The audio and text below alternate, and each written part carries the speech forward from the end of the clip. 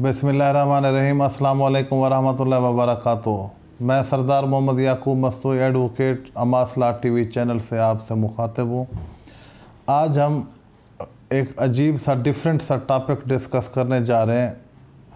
मुझे 2-3 जगह से सवाल आया है, तो इस वजह से उस टॉपिक को मैं कानूनन और शरन आपसे शेयर करूँगा, और उसमें एक हमारी शरीयत फेडरल शरीयत कोर्ट का एक बहुत ही बेहतरीन सा फ़ैसला है, वो भी आपसे शेयर करूँगा। तो टॉपिक की डिटेल की तरफ जाने से पहले आपसे गुजारिश करूँगा कि अमासला टीवी चैनल को सब्सक्राइब कर दें, साथ लगे बेल बटन को प्रेस कर दें। आज का जो टॉपिक है वो बड़ा इंटरेस्टेड है, और हर दूसरी फैमिली में ये इशू भी आ रहा है। तो वो टॉपिक है टेस्ट ट्यूब बेबी। इसका पहले तो हम प्रोसीजर डिस्कस करते हैं। ये अमूमन उन घरों में मसला आता है जो मियाँ बीवी के यहाँ औलाद नहीं होती। अमूमन वो मेडिकल फ़िट होते हैं, लेकिन किसी भी वजह से उनके यहाँ औलाद नहीं होती, तो वो ख्वाहिशमंद होते हैं टेस्ट ट्यूब बेबी के ज़रिए बच्चे की पैदाइश की। ये बेसिकली मियाँ और बीवी के जो जरासीम होते हैं, इनको मैच किया जाता है और उनकी ग्रोथ की जाती है। जब वो ग्रोथ प्रॉपर हो जाए तो वो फिर ख़ातून को बीवी के अंदर ट्रांसफ़र कर दिए जाते हैं, और वो बच्चा 9 महीने के बाद नॉर्मल पैदा हो जाता है। ये एक सिंपल सा साइंटिफिक तरीका है।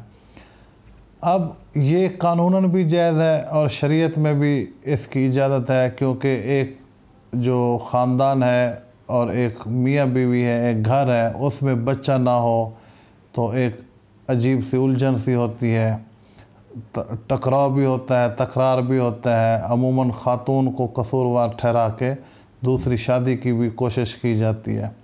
तो इसलिए इसको पाकिस्तान का कानून भी इजाज़त देता है, और शरीयत में भी है कि एक ख़ानदान फले फूले तो बच्चा एक जेन्युइन और जायज़ तरीके से पैदा हो सकता है, मियाँ और बीवी के जरासीम के मैचअप के साथ। अब एक इशू ये आता है कि मियाँ और बीवी जो हैं वो जरासीम कलेक्ट करते हैं, लेकिन बीवी किसी ग्राउंड पे, मेडिकल ग्राउंड पे किसी भी वजह से अनफिट है, और वो अपनी कोख में वो जरासीम कन्वर्ट करा के बच्चा पैदा नहीं कर सकती। सवाल पैदा ये होता है, जो मुझसे सवाल किया गया जिसका मैं जवाब भी देना चाहता हूँ, वो सवाल ये पैदा होता है कि क्या मियाँ और बीवी के जरासीम कलेक्ट करके क्या दूसरी औरत की कोख से वो बच्चे की पैदाइश नशो नुमा कराई जा सकती है। बेसिक सवाल ये है कि टेस्ट ट्यूब बेबी प्रोसेस के थ्रू एक खावंद और एक बीवी अपने अपने जरासीम कलेक्ट करके तो दूसरी किसी खातून के यहाँ बच्चे की पैदाइश करा सकते हैं, इवन दो कि उस बच्चे की पैदाइश के सारे अखराजात, उस खातून के तमाम अखराजात उस पीरियड में medical issues process through out वो फैमिली अफोर्ड करे। तो क्या ये जायज़ है?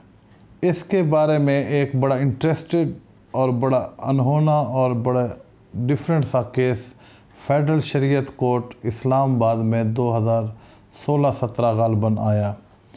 वो इशू ये था कि एक जोड़े ने, मियाँ बीवी ने कहा कि जी एक बीवी को, ख़ातून को, कि हम अपने जरासीम आप में कन्वर्ट करते हैं तो ये बच्चे की पैदाइश होगी, ये सारे एक्सपेंसेस हम देंगे, जब बच्चा पैदा होगा तो वो हमें दे दीजिएगा। उस वक्त तो म्यूचुअल कंसेंट और अंडरस्टैंडिंग के साथ तय पा गया। लेकिन जब वो बच्चा पैदा होता है तो वो ख़ातून जो है वो बच्चा देने से इनकारी हो जाती है। तो वो पहली जो फैमिली थी जिन्होंने अपने जरासीम दिए, जिन्होंने अखराजात किए, वो फेडरल शरीयत कोर्ट चली गई। फेडरल शरीयत कोर्ट वाले एक दफ़ा परेशान हुए। उसके बाद उन्होंने चारों सूबों के एडवोकेट जनरल्स को बुलाया कि हमें असिस्ट किया जाए, हमें गाइड किया जाए, कानून क्या कहता है। उसके बाद 2 मुफ्तियान साहबान की खिदमत हासिल की गई। तो नतीजा ये निकला कि ये गैर शरई अमल है, गैर कानूनी अमल है। और ये मैं कोर्ट आर्डर्स की जो साइटेशन है, अथॉरिटी है, वो आपको बताऊं। PLD 2017 FSC पेज 78 इसमें डिक्लेयर ये हुआ कि ये गैर कानूनी और गैर शरई अमल है, और इसको पाकिस्तान में अलाउ नहीं करते। اور شریعت میں بھی مفتیان صاحبان نے یہی کہا کہ یہ غیر شرعی ہے، کیونکہ ایک میاں اور بیوی جن کا آپس میں نکاح ہوا ہے وہ اپنے جراثیم کلیکٹ کر کے ٹیسٹ ٹیوب بیبی کے تھرو بچے کے نشو و نما پیدائش کر سکتے ہیں، جبکہ میاں اور بیوی کے دوسری خاتون میں جراثیم کنورٹ نہیں کیے جا سکتے۔ اب یہ ہو گیا آپ کا جو سوال تھا اس کا جواب۔ اب ایک میاں جو ہے اپنی بیوی کے جو جراثیم ہیں اپنے اور اپنی بیوی کے، وہ کسی تیسری عورت کی طرف شفٹ نہیں کرا سکتے۔ تو امید کرتا ہوں کہ ٹیسٹ ٹیوب بیبی کا پروسیس اور قانونی اور شریعت کی جو حیثیت ہے وہ بھی آپ کو علم ہو گئی ہوگی۔ میاں بیوی کی حد تک جائز ہے، لیکن وہ جراثیم میاں بیوی کے تیسری عورت کی طرف شفٹ کریں گے تو وہ غیر قانونی اور غیر شرعی ہے۔ شکریہ۔